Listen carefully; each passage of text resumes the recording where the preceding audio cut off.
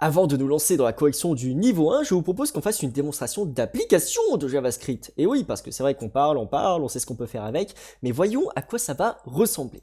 Premièrement, ce qu'il va falloir avant de vous lancer dans ce cours, et j'insiste bien dessus, c'est qu'il vous faudra au moins maîtriser le HTML et le CSS de manière à pouvoir créer une page web. Pourquoi? Parce que c'est avec ces éléments-là qu'on va interagir pour mettre en place notre code JavaScript. Donc vous ne pourrez probablement, enfin, vous pouvez toujours suivre la formation si jamais vous n'avez pas de formation au préalable. Mais par contre, il y a plein de termes qui vous sembleront un peu étrangers et vous risquez sans doute de vous perdre. Par exemple, si je vous dis, voilà, vous allez insérer un paragraphe, eh bien, ceux qui savent faire le HTML, ils sauront ce que c'est, et ceux qui savent pas, eh ben, tant pis, dommage, mais vous inquiétez pas, ça ne vous empêchera pas de suivre le cours normalement.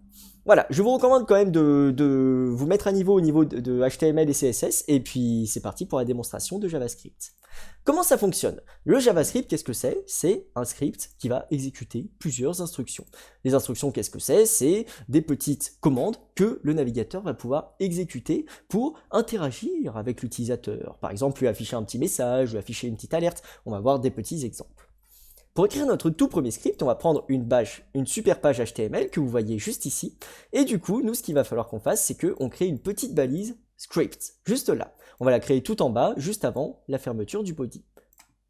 Une fois qu'on va avoir inséré notre balise script, c'est là-dedans qu'on va pouvoir écrire tout notre script.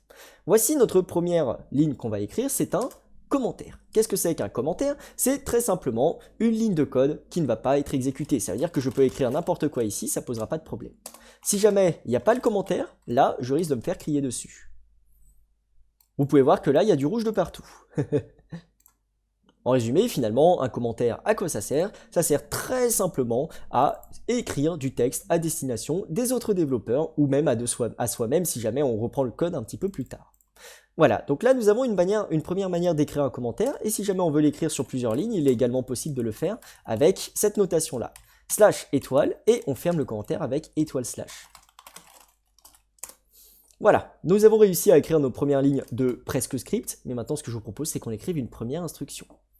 Première chose que on aimerait faire, c'est déjà de bidouiller un petit peu notre navigateur. Donc pour ça, ce que j'aimerais, c'est que je vais écrire ceci, document.write, comme ceci, et je vais écrire « Bonjour les amis ».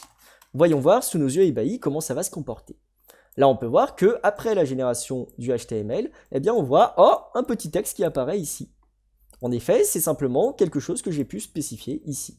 Il est également possible de l'entourer dans les balises de notre choix. Par exemple, on peut très bien écrire ceci, comme ceci, et puis du coup, fermer notre paragraphe. De cette manière, notre bonjour les amis est correctement contenu dans un paragraphe. Je vous propose d'utiliser un H1 à la place pour que ça soit un peu plus flagrant. Félicitations, vous avez réussi votre première instruction en JavaScript. Alors, qu'est-ce qu'on a dit? On a simplement dit « Écris-moi ceci dans le document ». C'est exactement ce qu'on vient de faire. Une deuxième manière d'interagir avec l'utilisateur, c'est d'écrire une alerte. Alors si jamais on écrit alerte, là on va pouvoir écrire bonjour comme ceci, parce que quand même l'alerte est un petit peu dérangeante. Donc là si jamais on relance, qu'est-ce qui va se passer? Eh ben on va avoir bonjour qui apparaît ici, c'est magnifique. Voilà, il est également possible d'utiliser la notion de confirme comme ceci. Vous avez peut-être déjà vu ça sur certains sites. Allons-y, donc là on a la confirmation, et donc on a la possibilité de faire OK ou annuler, et après on pourra apprendre à réagir en fonction de ce que la personne a cliqué. Voilà. Deuxième petite chose qu'on peut faire, c'est s'amuser par exemple à modifier ce petit titre là. En effet, si on regarde un peu plus en détail, ce header, le niveau 1, il va contenir un ID qui s'appelle header. On aurait pu l'appeler n'importe comment. Moi, ce que j'aimerais, c'est que je prenne un peu la main sur ce header et que je modifie sa couleur, par exemple. Ce qu'on va faire du coup, c'est qu'on va utiliser document.getElementById pour sélectionner ce header. De cette manière, le script va pouvoir comprendre qu'on veut parler de ce header-là en particulier. Et nous, qu'est-ce qu'on aimerait faire à ce header? C'est qu'on aimerait modifier son style de manière à ce que sa couleur soit égale à rouge, comme ceci.